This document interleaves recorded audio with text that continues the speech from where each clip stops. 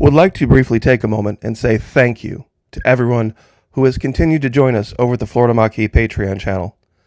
The Holy Bible teaches us, rejoice always, pray without ceasing, give thanks in all circumstances, for this is the will of God in Christ Jesus for you. If you'd like to join us over there, it's only $1 per month at the base level, and even less than that if you sign up for an entire year, and no matter what level you choose, it's fully refundable. First 90 days, no questions asked. What's the difference between YouTube and Patreon? At Patreon, we can take the gloves off. There are no censors. We have, of course, the Patreon firewall, and then we also have Vimeo that we're partnering with, and that gives us one extra layer of protection where we can speak our minds and we can take advantage of rights that we used to enjoy in this country freely. Would love to have you over there. There are hundreds of exclusive videos never before seen here on YouTube. Please, if you have the ability, would love to have you over there. You won't regret it. God bless all of you, and thank you so much. Sometimes the devil really is in the details. About a month or so ago, I found a location in the Ninnis Valley that very strangely showed some type of sculpture or creation, images of dragons, and one of them was completely unmistakable, but it was a very different kind of dragon. Now, I know many people might think, wait a minute, dragons are dragons. Well, this particular image that I'm showing is from Game of Thrones, and while the entire time they spoke of dragons, this image and the other two in the series were actually technically wyverns, because they had two rear legs, and then they had two wings that they walked on when they were on the ground. Dragons, technically, have four independent legs and two wings, so that they can walk around independent of the limbs that they use to fly. Now, I know that seems like something kind of geeky and weird, but stay with me on this, because in the imagery, you can use that to divine where the sculpture, the image, might have come from. Now, the reason I show this is because Europeans, their images of dragons show a very different head shape. A lot of the Asian dragons, however, don't have bodies in the sense they have like long snake-like bodies and heads of dragons, but they don't have the classic almost mammalian-like shape that we see in Europeans. So they are two very different images. And I just wanted to show this real quick, that there are 6 distinct versions of this animal. Upper left, of course, dragon, 4 legs, 2 wings. Wyvern, of course, from Game of Thrones. Right here, you can see the blunted face. This thing called an amphiptery, which is almost more like a snake with wings. A worm, lindworm. The only 2 difference between those is that the worm has absolutely no legs at all and just the head of a dragon. The lindworm has 2 forelegs but no wings. And then the drake is more like a wolf with a dragon's head. So why is all that important? Well, let me show you the image from Antarctica now. Now, some had questioned, well, how would that be created? And I had made the allegation that you could see evidence of fires all around here, the red and the yellow. And when you search in this region, you'll see it everywhere. And then some asked, what are they burning?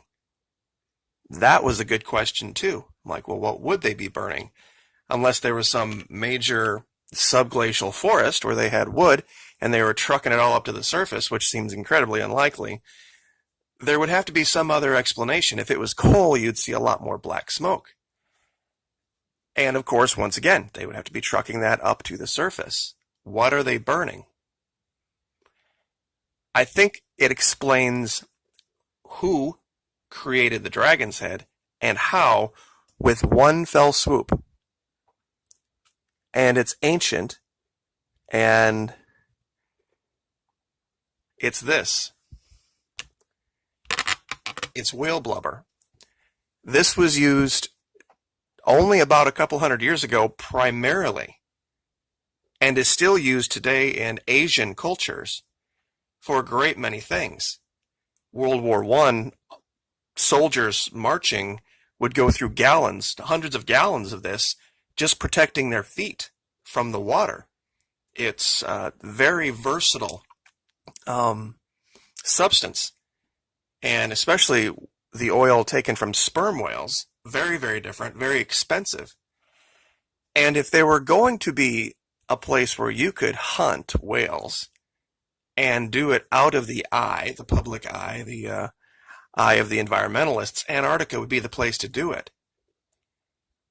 And you wouldn't necessarily, once you got down there, have to worry about anybody filming you or interfering in any way like the Sea Shepherd has, because it's just too difficult an area. And I'm sure a lot of people are typing, whaling and all this, and the first thing that'll come up, I promise you, is Japan, because they had gotten rid of their moratorium on it very recently. But sometimes you can learn more about what you don't find.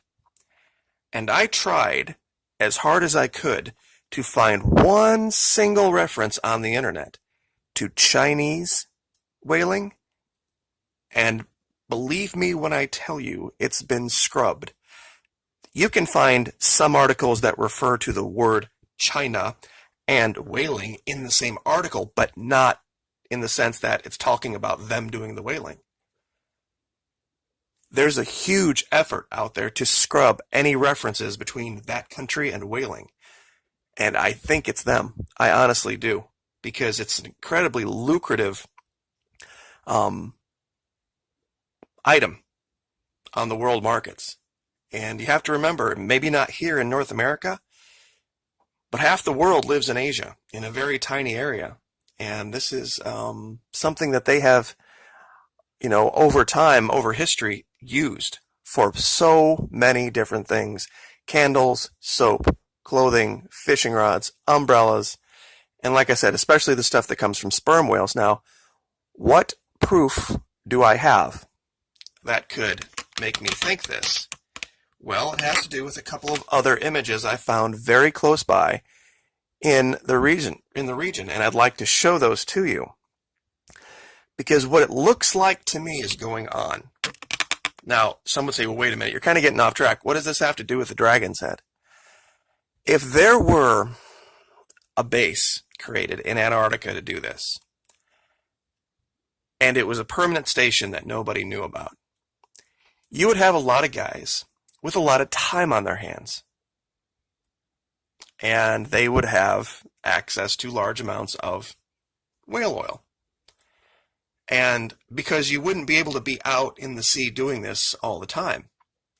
And you would have to have some type of a permanent rotating station. So I'm wondering if what we're seeing, honestly here, is the evidence of bored whalers, that they just got nothing else to do, and they have the ability to create things like this just out of the desire to do something other than their job when they're not doing it. Now, let me show you something else here in the region real quick that I didn't show before. Do you see this sculpture of a bird here with its wings open? You can see the underside of this wing here and the top side of this wing over here. And very, very faintly in the background, here's another somewhat different type of sculpture of another flying creature. And it looks like there are efforts, like in the background, to have different, they're just sculpting different things all through here. Here's a bird with some long wings behind it. But let me show you why I think it's related to whales. This is the most important thing. This is not very far away. And I want you to tell me what this looks like. Tell me this does not look like some type of a large fish or whale. You can see clearly the fluke in the back. But what do you see here? It looks like it's been cut open. That's right. It looks like somebody has cut the head open, and it's in the early stages of being dressed or getting ready to be processed in some way. And this isn't the only one.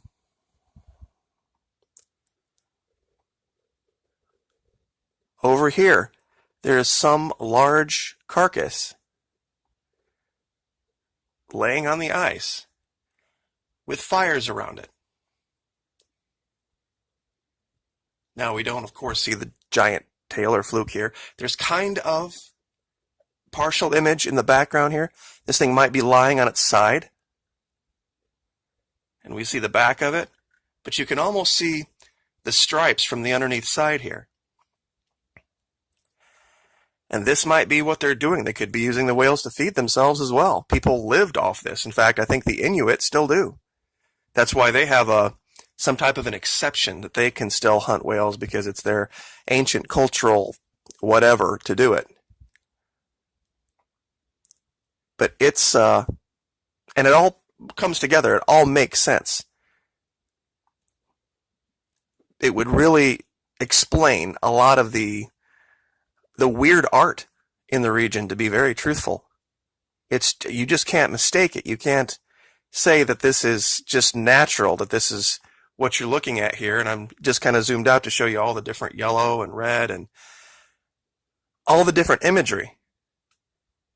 And this might be one of the biggest secrets out there that they don't want anybody to know about. That perhaps the Chinese have taken control in an epic, epic way of Antarctica and are hunting whales and hunting different things and being able to run a society out of the public eye.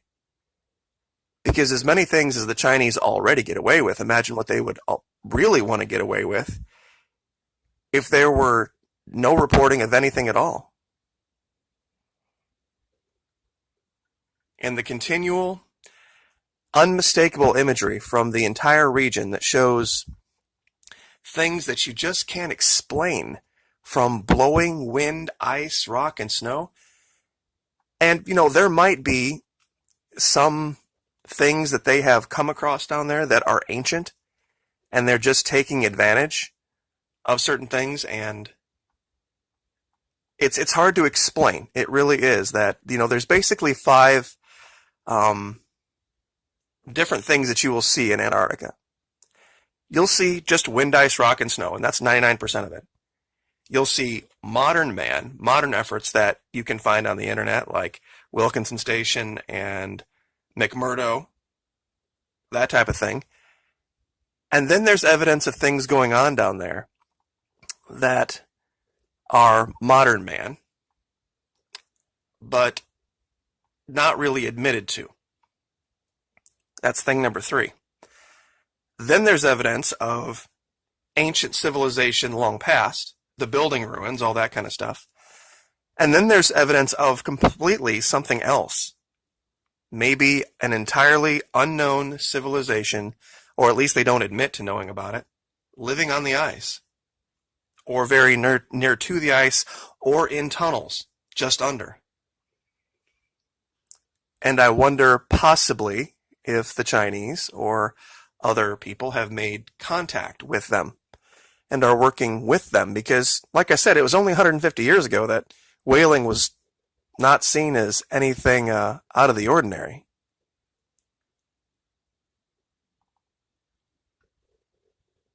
So that's what I wanted to cover today, is I really think that is what we are looking at. And it's very hard to explain. And this is actually, pardon me, I saw this before, and I wanted to make sure that people saw it. It's the head of one dragon, but it's also the head of 2. The first dragon, what I'm circling here, this is his eye. It's sleeping. It's his right eye. This is his brow. It comes down to the nostrils on the top. You can see the open mouth here. And then you can see kind of a bearded thing going on here. But if you look off to the left, imagine this is the eye of a dragon facing to the left. And this here is his lower jaw. This is his upper jaw. So it's almost 2 images in one.